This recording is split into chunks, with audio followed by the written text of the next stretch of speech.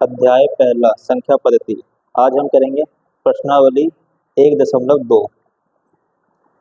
Question पहला, हमें क्या बताना है। नीचे दिए गए कथन सत्य या असत्य है, कारण के साथ उत्तर दीजिए।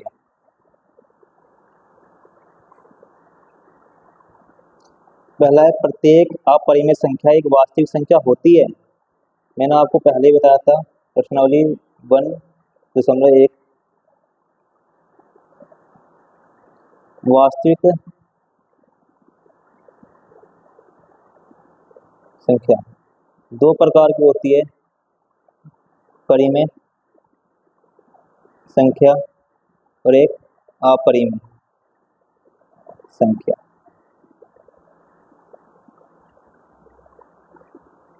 प्रत्येक अपरिमेय संख्या वास्तविक संख्या होती है।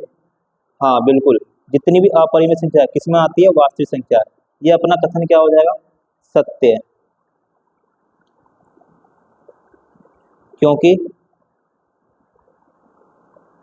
परिमेय संख्या और अपरिमेय संख्या दोनों वास्तविक संख्या है।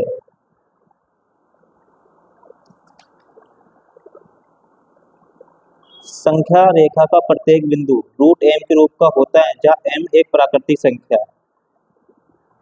कहना अगर रूट में हम एक प्राकृतिक संख्या लेते हैं तो इसका जो वर्गमूल होगा क्या होगा, एक ही होगा, +1। अगर हम 2 लेते हैं, 2 क्या होगा, 1, इसमें 4 1, वैसे ही चलता रहेगा, वैसे इसका वर्गमूल आएगा। अगर हम ले अगर 4 का क्या हो जाएगा, 2। तो कहने का प्रत्येक संख्या रेखा, जो संख्या रेखा होता है और +1 सीधे आगे 2 3 -1 -2 -3।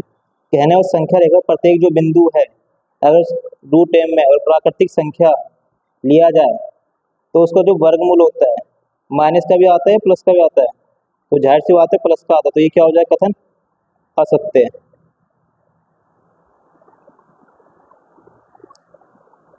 प्रत्येक वास्तविक संख्या अपरिमेय होती है। प्रत्येक वास्तविक संख्या अपरिमेय संख्या होती है। मैंने भी आपको बताया था वास्तविक संख्या दो प्रकार की होती है, ठीक है, परिमेय संख्या तो फिर अपरिमेय संख्या।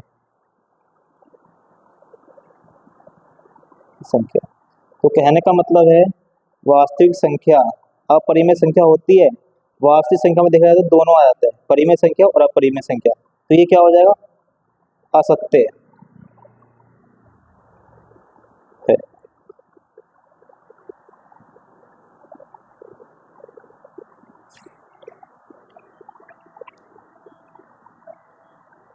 क्या सभी धनात्मक पूर्णांक के वर्गमूल अपरिमेय होते हैं? यदि नहीं तो एक ऐसी संख्या के वर्गमूल का उदाहरण दीजिए जो एक परिमेय संख्या है।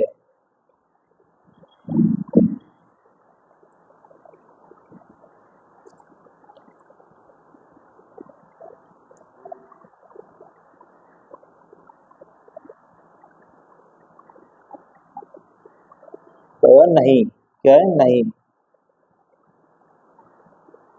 क्योंकि किसी भी धनात्मक पूर्णांक का वर्गमूल परिमेय या अपरिमेय दोनों हो सकता हो सकता है। जैसे एग्जाम्पल में √4, √4 का क्या होगा 2। दिखाइए कि संख्या रेखा पर √5 को किस प्रकार निरूपित किया जा सकता है। पहला हम एक त्रिभुज लेते हैं।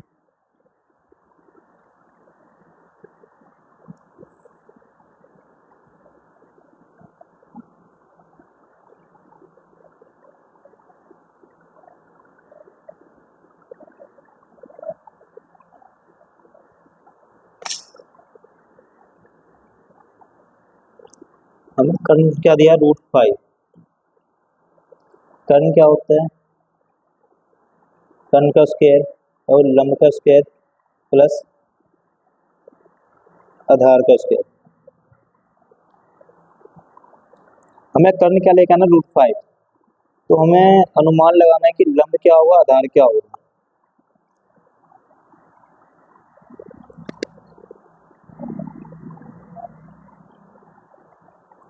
अगर एक का स्क्वायर कर दिया जाए और यहाँ 2 ले लिया जाए आधार, 2 का स्क्वायर कर दिया जाए तो एक का स्क्वायर 1 होगा, 2 का स्क्वायर 4 होगा, तो क्या आ जाएगा 5, और स्क्वायर है यहाँ के रूट, तो लंब क्या आ जाएगा 1, आधार क्या आ जाएगा 2।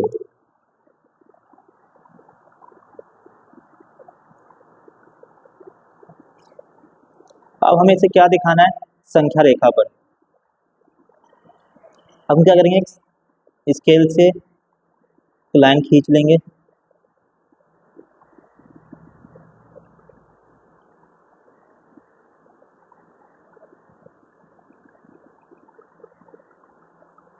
हमने यहाँ से 0, 1,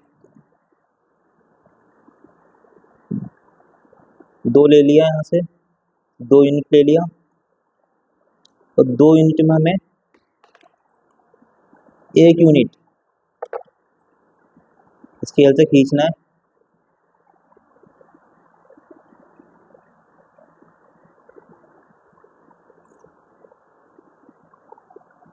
एक, 2, 3। अब हमें क्या करना है इसे मिला देना है यहाँ से।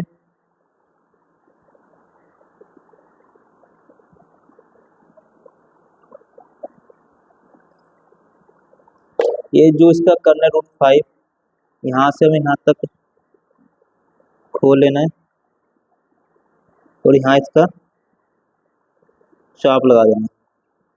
तो संख्या रेखा और √5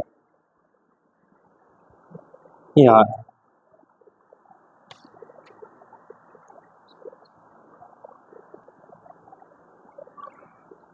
इसमें हमें क्या बनाना है क्वेश्चन 4 तक हमें दे रखा है, इसमें क्या बनाना है वर्गमूल सर्पिल की हमें क्या रचना करनी है। देखते हैं वर्गमूल सर्पिल की रचना कैसे करते हैं। मैं आपको बताता हूँ कुछ इसके बारे में। हम क्या करेंगे पहले यूनिट 1 ले लेंगे।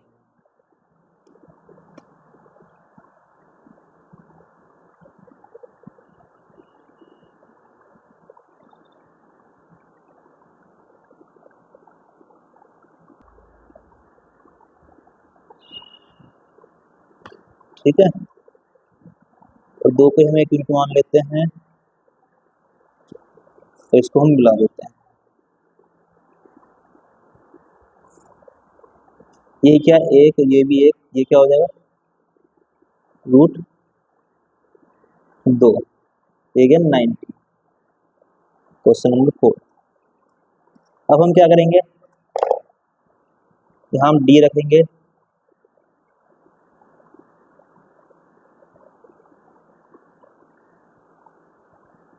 और डी रख के हम क्या करेंगे 90 डिग्री।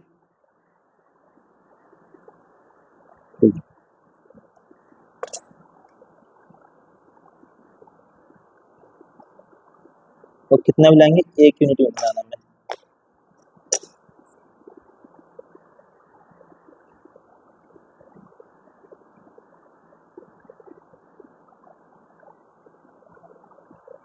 और क्या करेंगे इसको मिला देंगे। हो जाएगा 1, ये हो जाएगा √3। फिर हम डी रखेंगे,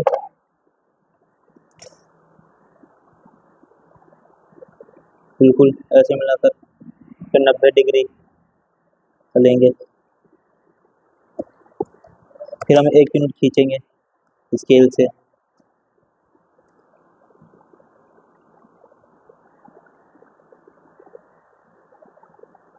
फिर ऐसे मिला देंगे।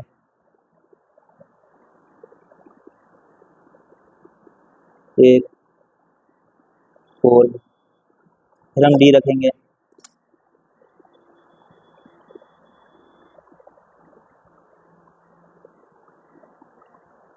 नब्बे डिग्री लेंगे,